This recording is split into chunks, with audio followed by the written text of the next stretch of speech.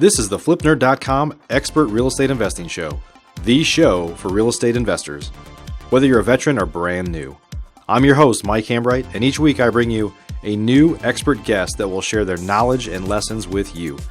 If you're excited about real estate investing, believe in personal responsibility, and taking control of your life and financial destiny, you're in the right place. This is episode number 364, and my guest today is David Keener.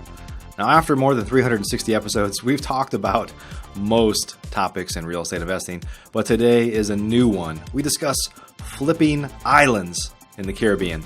Specifically, David tells us about his business of building luxury homes on private islands in Belize, and generally selling fractional shares to those that may use them a little for personal reasons, but mostly treat them as an investment. Just like a turnkey rental property you might buy here in the United States. It's a fascinating topic. So I've seen these properties. They're gorgeous. The business model is interesting, to say the least, and exciting. So there are so many ways to make money in real estate investing. I'm really excited to share this episode with you. It's something new. It's something fresh. And we all love the lifestyle that real estate gives us. A lot of us get into it for the lifestyle, right? Well, this might be a way, and this is a way that David found to marry his love for real estate, his passion for real estate investing, and his passion for travel and living the lifestyle type dream that we all shoot for. So it's an exciting episode. I'm excited to share it with you. Please help me welcome David Keener to the show. David, welcome to the show. Thank you very much for having me. I'm very happy to be on the show and hopefully to provide a nice new topic that's very relevant and entertaining after 364 shows. It's exciting. It's exciting. Yeah. It's funny. I'll tell people a little bit of story here that are listening. So we're going to talk about David's business today, which is it's actually like flipping islands or building houses and selling fractional shares in Belize. And very exotic locations, just gorgeous houses. Like you see it and you're like, I just want to go there. I just want to, whatever I'm doing right now, I want to get up and just go there. And it's funny because my wife and I were joking around about vacation stuff, and she sent me an email. If we go back like 2 months ago. So oddly enough, you guys in your office is maybe 10 miles from where I'm at here, maybe probably less than that. And then you have some people on your team there that I know. So we kind of have our paths cross a little bit. But my wife said, she sent me this email and said, I think I found our island. And she sent me a link to buy a fractional share of the island. And I was intrigued by it. And I started passing it around to some friends. I'm like, hey, let's go in on this. And, so anyway, one thing led to another. And here we are talking about the same topic. So it's an interesting topic. Yeah. Well, it is a small world there in the Dallas real estate market. You know that. So it's not surprising our paths would cross, and very glad to be on the show. And we do think we have a very nice, unique niche island product that's in Belize, only 2.5 hours from Dallas, Fort Worth. Yep. Well, David, before we kind of get started, tell us your background, because I know you weren't always in the island space, obviously, doing things quite as exotic. You're doing more building in the Dallas area, but I know you've got a lot more to your story. So tell us your background and kind of how you got into this. Yeah, my background certainly did not start exotic. I spent 7 long years at Deloitte & Touche in the accounting world, and then went into the real estate development, mainly here in the Dallas-Fort Worth market. As one of the largest single-family developers in the market, was there for 10 years, number 2 person, developed literally thousands and thousands of lots a year. And then I've been on my own here for probably 15 years now, doing commercial development in the South Lake area primarily. Okay. And a friend of mine built a resort down in Belize in 2001, and invited me and my wife and our family to come down, and kind of just saw the opportunity. It was very, very early. A lot of things have changed, obviously, since 2001, certainly Belize. But we saw it initially as an opportunity. Kind of waited, a while, 7-8 years, and we started building down there. And then eventually it kind of moved most of our development activities. Still have some commercial office stuff in the South Lake market, but I guess I was kind of getting bored with maybe too easy, could do it in my sleep, developing lots here in the States, and needed something harder, which certainly it was and is. And we started off with single-family beach homes in Belize, and then I guess that got too easy, so we had to step it up a notch or 10 and move offshore and do the same thing on islands. where we're kind Yeah. of focusing, as well as the beach houses now. Yeah, that's fascinating. And so there's this kind of idea we were talking about of like lifestyle investing, right? And so, and I even think about it now. I agree with you on the kind of getting bored. Like this is a good business; it treats us well. Most years it treats us well, right? And then some years not, but yeah. there might be a couple blips in there, but you know, we all do this for lifestyle. And there's some places that my wife and I go to. In fact, every year we go to Cabo because we have a timeshare there, and we've just been going there for a long time. We love it.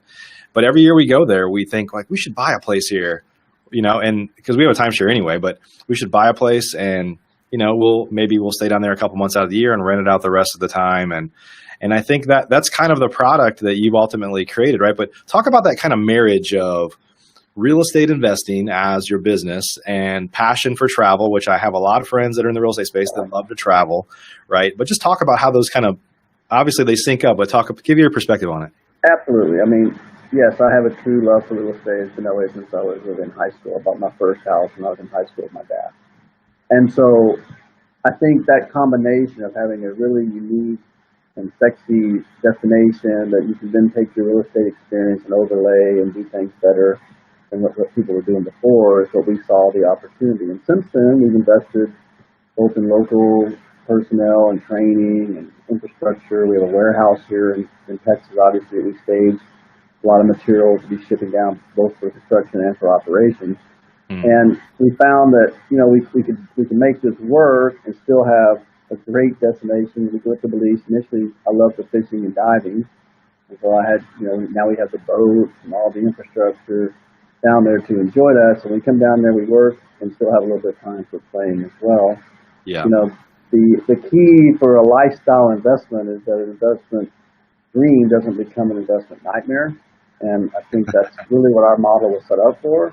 Yeah. That people have this dream of building a house in Belize, but they're not going to live there at least mostly full time, you know, 6 months plus, and the economics and the reality start to set in, and it's not really that fun sometimes. It just becomes like you have to use it, and there's always work to be done. And so we created a model really for what I would want if I was for us. So we created it almost out of necessity. We built a beach house down there. We had a partner who we were in the downturn, needed money, so we had to buy him out, and so we ended up owning this house by ourselves. I was still working, you know, every day full time here in the Dallas market, so we almost had to force ourselves to go down there because we felt like we had to use it. And so that's, you know, the economy was really in the tank at that time, so we were needing to find a unique way to. We didn't want to sell the house, but I didn't like writing checks every month either. And so that's how the fractional concept was born for us. So we just found some people to enjoy it with us. And then we created a house that actually made money through rental, could afford to have a full-time staff, could afford to have, you know, trucks and golf carts and jet skis and things like that when we get down there. So it made it just a much more enjoyable experience.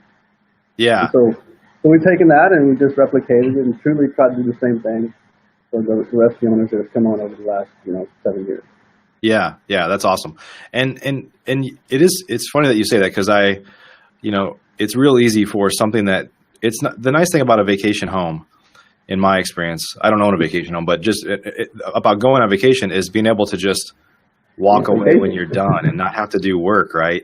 Absolutely. And so we've talked about, you know, I kind of said we talked about buying a house somewhere. We also go out to like Vail and Beaver Creek every year, so we're like think about all these things, right? And I'm like, yeah, but if you start to think of it as your home, you know, and then there's the psychology of renting that out to somebody else. If you start off with that basis, like people start to tear up your home or some damage happens or you feel like you have to do it, and then it becomes a job, right? But I think the fractional model where you're just a part owner and there's somebody else that's maintaining it and doing all the maintenance and taking care of it just makes sense from a vacation standpoint. But also in your business model, though, I know when you sell fractional shares, I don't know if they're always the same setting, but typically an owner has more shares or more weeks available than what they use personally, which then that's where the investing side comes in, right? They start to use that as an investment. Can you explain that a little bit? Are you looking to change your life through real estate investing? If you're interested in either getting started or taking your business to the next level, please check out FlipNerd's private program at theinvestormachine.com. This is the most robust real estate investor coaching, networking, and mastermind on the planet and designed for your success. If you're ready to roll up your sleeves, ready to take personal responsibility for your own success, and ready to dive into a world-class instructional coaching program that provides you step-by-step instruction to help you achieve financial freedom, then you should apply today. Spaces are limited and candidates are only considered after an application and interview process. Our 12-month investor program is unparalleled. Think you might be a fit? Learn more today at theinvestormachine.com. That's where the investing side comes in, right? They start to use that as an investment. Can you explain that a little bit? Yeah, we basically our model is we try to keep it very simple so it's easy to explain and people understand. But basically we have 10 shares in the home. We're not selling like a timeshare. These are 10 shares. There's 10 owners. If they want to change management companies tomorrow, and I guess the majority vote to change management companies, they change management companies. So there's no hidden management contracts and lots of fees and stuff like that. So each owner gets 5 weeks a year. The 2 weeks over Christmas or just the revenue generated from that gets allocated to all 10 owners equally. And most of the owners typically will use 2 weeks a year, rent out 3 weeks, and then get a check at the end of the year for their 3 weeks of rental. Okay. It's been working typically. We do have some owners that use all weeks. We have some owners that use no weeks. The way the system works is that each owner is treated fairly if they use 0 or 5. The owner that uses 5 weeks actually doesn't really use it himself, but he uses it for corporate giveaways and for trips and for business purposes. So he decides that's the best use for him. That's what he's doing. So again, it all works out good. Yeah. Well, I just bought some Dallas Stars tickets, and I know I'm going to give them away to people and vendors and stuff. So I'm working my way towards an island. I'm going to start with hockey tickets, and I like to hear that. We actually, our newest project, we just started the foundation on this week, is going to be a 7-room island that's right across. I mean, literally, you can hit a golf ball to it, to where the main village is. Wow. City power, city water, and that island we're actually gearing toward kind of a corporate, sales meetings, incentive trips, client giveaways. So you can bring a large group down. It's got a little conference room. Air conditioning in the middle of it. So it's really set for that. And actually, of the 4 shares that I only sold, actually 3 of them to what I would call mid-sized, family-owned businesses for that purpose. Yep. Let's talk about the. We got this spot. So let's talk about it from an investor standpoint. I mean, I might say this wrong, but I think you're just like other investors in the sense that you probably go raise private money or maybe pre-sell some stuff to try to raise money for a project, right? Just like somebody would that is building a rental portfolio, might go use self-directed IRA money, maybe go raise private money, maybe use some bank money. So you're building, I mean, it's an exotic location, beautiful location, but the fundamentals of the business are very similar to what a lot of us do here in the States. Am I saying that right? The fundamentals were driven directly from what I knew here in Dallas. So we just basically adapted those to fit the Belize market. Very, very similar. Everything you just said. Funding new projects with pre-sales, funding it with private investment, that people can either keep their money working, convert it to a share of one of the homes if they really like it. So a combination of everything but bank debt. We don't have any bank debt in Belize because it's not affordable. But that's the only thing that's different than the States. Obviously, there's no 4% money available for development in the Caribbean anywhere. Yeah. And so talk about some of the challenges that you faced or that others would face about going, because it's hard. I'll say this. I've tried to go into some new markets and we've done some things where it's a challenge to find just regular contractors the next town over, right? Let alone in Belize or somewhere. So just talk about some of the challenges maybe with contractors to do the work and things like that, but also just you kind of introduce a whole new issue, which is maybe some government regulation type issues. Maybe share your experience there. Well, one of the things I like about Belize is that it is English speaking. It has an English common law system. So from the really basics, it's very similar to doing, you can read the documents, which I can anyway. And common practices that you see here in the States are pretty much the same. That gets the construction 100% totally different. Everything is 100% rebuilt anyways, concrete walls, most of them have concrete roofs. So the method of construction is completely different than sticks and bricks like they used to here in this market anyway. And obviously there's a huge cultural difference of just how things get done. And so it took some learning. We started slow for that very reason, and that we applied that slow growth and had a methodical approach to it. Got some key people in place, and like you said, key personnel on the construction side that were able to then step it up and grow it effectively instead of just going down there thinking you know everything. Right. Like many people in my development background would do, and they would fail miserably because it needs to be a learning process and a slow curve. And while you may know how to build a skyscraper in Dallas, it means to build a one-story building in Belize before building one. Right. Right. And things like the political climate, and I know that sometimes in some countries, I know that you can't technically own property. It's in like a trust, or you have a land lease, or there's all sorts of weird things. I mean, is that an easier problem to overcome in Belize versus other countries?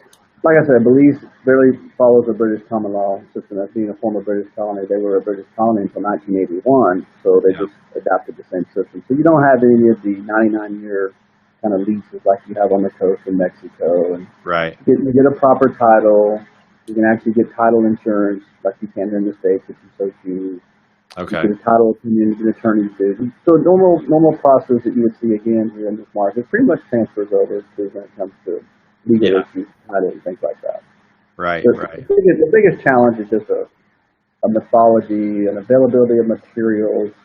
You know, I mentioned it's getting better and better every year. Things have changed over the last 5 years dramatically, but before you really had to have a facility here in the States to effectively build because you had to sit so much down.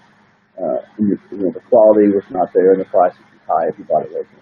So right. We had to address that, and we did address it. And again, that's why we have the facility here in Arkansas. Yeah. And so talk about there's been this boom. Like I have a lot of friends that are actually building properties specifically, or buying and rehabbing properties, especially in vacation type areas, specifically as investments for VRBO and Airbnb. You know, it used to be, Airbnb started where, hey, I'm going to let somebody sleep on my couch, right? Or I've got a spare bedroom. And then it's evolved into people that like, well, I'm going to move, or I'm traveling 4 months out of the year, so I'm going to rent out my place. And now it's become a business where people are actually buying properties specifically just for fractional shares or kind of hoteling type space. So maybe just talk about how that kind of trend and phenomenon has helped you kind of morph your model. Well, VRBO to me was really the driver of that whole kind of home rental business. Right. VRBO basically, in my opinion, kind of alleviated travel agents and even property managers, certainly related to houses. You mentioned Beaver Creek and places like that, where you were forced, up until VRBO became prominent, to have a property manager manage your house. It's really meant trying to find rentals, and you have to pay them 30-40% of revenue. The minute you pay somebody 30 or 40% of revenue, there's no way you're going to make a profit because they just took it all. Right. And so that, to me, was really the key for VRBO. It opened up the market to really the person wanting to rent was dealing directly with the person that had the home. And so you cut out all that middleman, allowing the person to rent it to get a better price, and obviously the person that, like ourselves, that use VRBO to actually make money at the end of the year. So we're very prominent on VRBO. We've been using it over 10 years now. We've watched them change, and they have evolved, and they've done a pretty good job from their side of monetizing their assets they created, and so it's getting more and more traffic. And we see that traction continue. I think VRBO and HomeAway, and FlipKey and even Airbnb. We don't see a lot of Airbnb. I think because our price points are so much higher than many on Airbnb.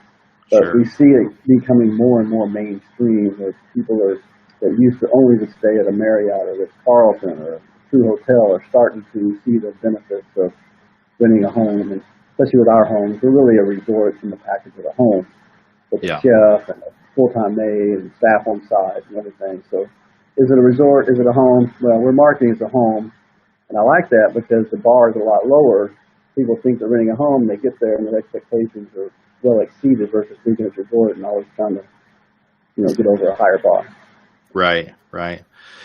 And so tell me, let's talk a little bit about the investing side. So I know you said you have another project coming up, and you guys are obviously going to continue to do more projects where you raise money from investors, they become fractional owners. So ultimately not that different than we talked a lot on the show about turnkey. So buying a rental property, somebody else is managing it for you.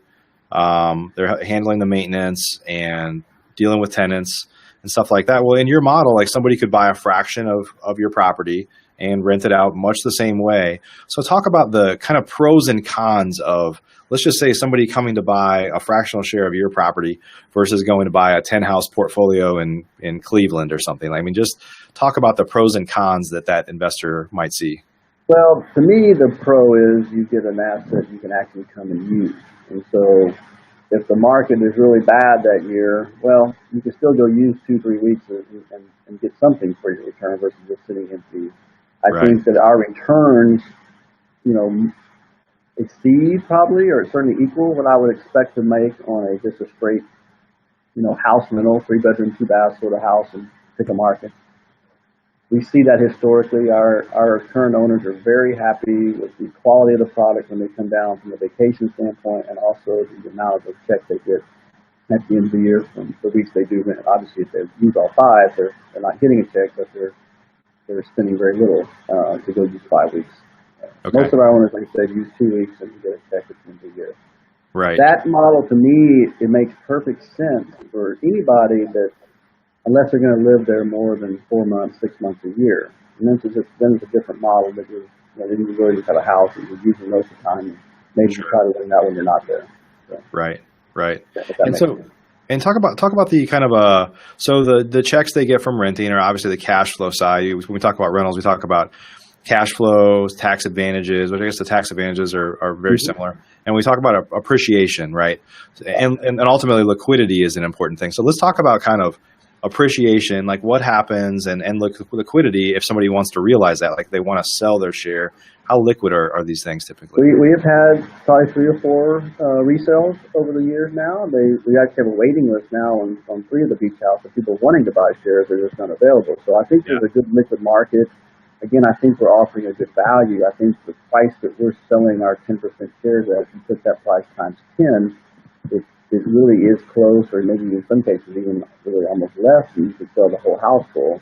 And that's with a proven rental model and proven history. So I think there's, we've created a good bit of upside for people if they hold on to it for a few years to not only make a return, get their feet wet into a destination that they can decide they want to invest heavier in, or just keep what they got and can use it for 2 weeks a year, and make a nice cash flow return from the rental.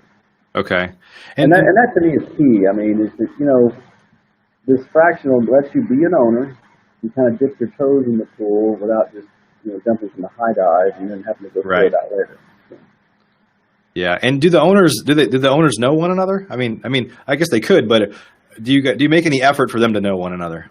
The owners have full access to each other. Again, our model is very, very transparent. So it's not like this curtain that we keep everything behind. So there'll be an email, and all 10 owners are on the distribution. They can correspond back to us. Their phone numbers are all there. Many of them have become friends. Many of them have started sharing their weeks, and so exactly.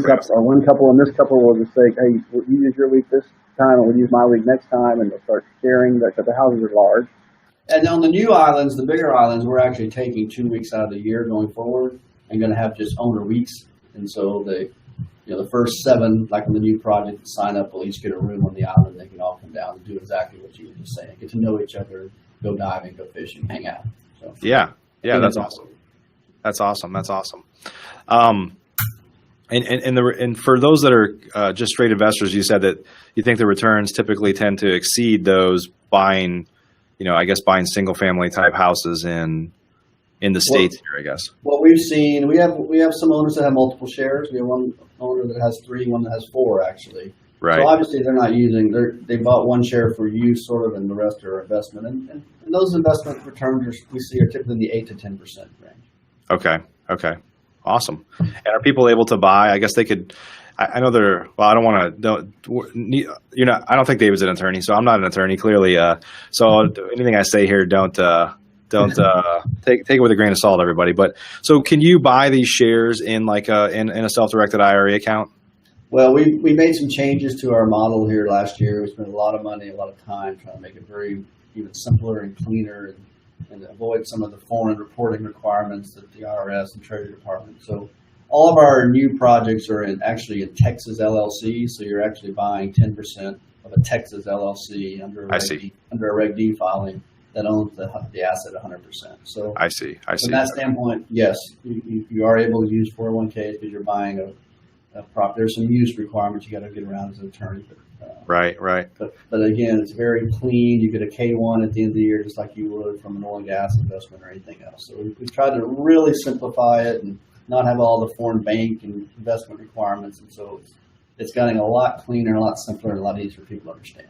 Yeah. And have you seen folks that are like, how challenging is it to get financing if they want to lever their money? I mean, well, we do offer financing internally. We have a financing program that we carry the note on, but to get true bank financing, that's really not a be difficult. Yeah. Not Belize, it's anywhere outside of the States, pretty much. Sure. Caribbean, Jamaica, Costa Rica, whatever. Right. Awesome. Well, if folks wanted to kind of get, I mean, one thing that we always try to do on the show here is make things actionable. If folks want to get started or kind of go apply that. So, I mean, clearly, if they're interested in your product, I'll kind of have you share with us where they can go learn more about your product and even talk to you about the investment opportunities, because I think there's going to be some people that are interested in that. Sure. If folks wanted to start effectively a similar business overseas or whatever, maybe share some of the challenges or things that they need to consider, because I know there's a lot of them and I know we can't discuss them all here in a few minutes, but just maybe share some of the things to consider to help encourage people to like get outside of the box and do things like this. Let me answer that kind of 2 questions or 2 segments. Let me answer that first. So if you want to get more information on our properties, it's really 2 easy ways. There's a website we have. It's called luxurybelizehomes.com. So I'd encourage you to go to that, luxurybelizehomes.com, and then check out the information. The other thing we offer is once a month, we offer a really discounted, we call it Discover Belize Tour. It's 4 days, 3 nights, $995 for a couple. It includes everything once you land in Belize City. That's a great way, no pressure. It's not like it's a big thing. It's basically covers our cost to negotiate down. So come down, meet us. We'll show you the area, show you Placencia, show you some of our island projects and beach homes. Very good educational, whether you're looking to do something overseas in Belize or really anywhere, because we'll cover all the things you just asked. It's an educational kind of thing as well. It's not we'll add those links down below. For those of you that are watching, we'll add them down below the video here. And then as far as things to avoid, things to be careful of, I mean, it's really common sense. I think you would apply here in Texas or whatever market you're in, but more so in foreign countries. You go to a development and you hear, they got pretty renderings and you hear about what's coming. Well, do not assume that anything's coming unless it's there. That's the first piece of advice. So if you don't see it, don't assume it's going to be there next year or the year after or the year after that, because things, again, move differently than they do in the States. Financing, like I said, it's hard to get. People will start something and they have the money and they kind of spend it and they run out and it's half finished, and you buy a condo that have a pool and things like that. It's not uncommon in Belize or many parts of the Caribbean, and so that's a big one to watch out for. And then the other thing is just use common sense, and things kind of sound too good to be true. They probably might be, right? Yeah. And then just treat the people down there with respect, and you'll get treated the same way. And so that's one thing we've been very big on, is to give back to the local community, treat our employees like, as good or better than we do here, offering things that they don't expect, bring down iPhones and things like that for them. So just little things in Belize go a long way. Yeah, that's awesome. Maybe share real high level. We kind of probably should have said this up front, but some of the I know some folks that travel to Belize, and it's just aside from buying a fractional share island, but it's just very cost effective, right? I mean, it's very cost friendly, I should say, from a travel standpoint. Maybe share, kind of why Belize a little bit. Belize, is a very valued destination. It's still emerging. So there are, just like with our homes, to get a 5-bedroom house on the ocean for basically $1.5 million to $2 million valuation, well, that lot would cost you that in Grand Cayman, for example. So right. The value is there. I think from a rental standpoint, again, our website has mini beach homes and stuff. One of our islands, it sounds expensive, $14,000 a week, but it's a 5-room, sleeps 14 people, comes with a chef and a maid and a boat to go back and forth. Yeah. All the toys.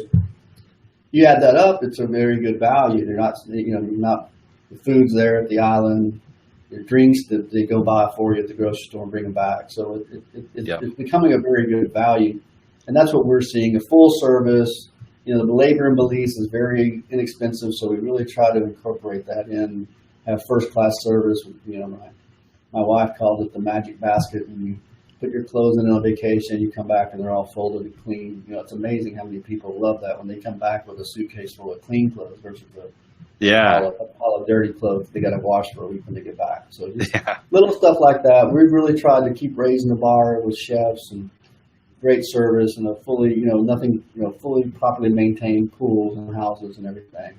And so, awesome. I think Belize offers that. It offers a very unique opportunity to not only have a great beach and scuba diving and fly fishing, but also a ton of jungle excursions from cave tubing to Mayan ruins to waterfalls, all within basically an hour or so drive from where the house is. So yeah, that's awesome. That's awesome. We got some people that come down for a week and never leave the property, just hang out by the pool and the pier, and then we got others that do something different every day for 7 days. So right. Yep. Points in between. Yeah, that's great. That's great. Well, David, is there anything that we didn't cover today? I mean, there's a lot to tell about this opportunity and this business, and we'll add the links that you mentioned down below for folks to learn more. But is there anything that we didn't cover today you want to talk about? No, I think we did. I mean, again, we're just trying to get the word out from Belize. I do feel it's a very good opportunity, an emerging market, something that people can get in now and not be, on the tail end of something, but not the cutting edge, bleeding edge, but the cutting edge of a new emerging market that. Yeah. It's only a 2.5 hour English speaking, country from Texas. So is that what it is? About 2.5 hours from like DFW airport, maybe? The DFW flight is 2.5 hours. 2 hours from Houston, so very, very close. Easy, direct flights. Yeah, that's awesome. And then when you're in the country to get to your properties, for example, or the properties you're working on, how far is that from the airport in Belize City? Well, from the Belize City airport, it's either a 3-hour drive or a 30-minute little prop plane. They are in the process of building a brand new international airport that's only 6 miles from our. Oh wow! Okay. So that's the runway's in there. So it's happening. It's not done yet, but it's that happened. Like you said, don't believe it until it's there. That's why we haven't talked about it until now, because it's not there. But it is. Again, they spend a lot of money. It's beyond. It will get done. It's just a matter of what the date is. Yeah. Yeah. Awesome. Well, David, hey, thanks for spending time with us today. Definitely appreciate you being here. This is exciting stuff.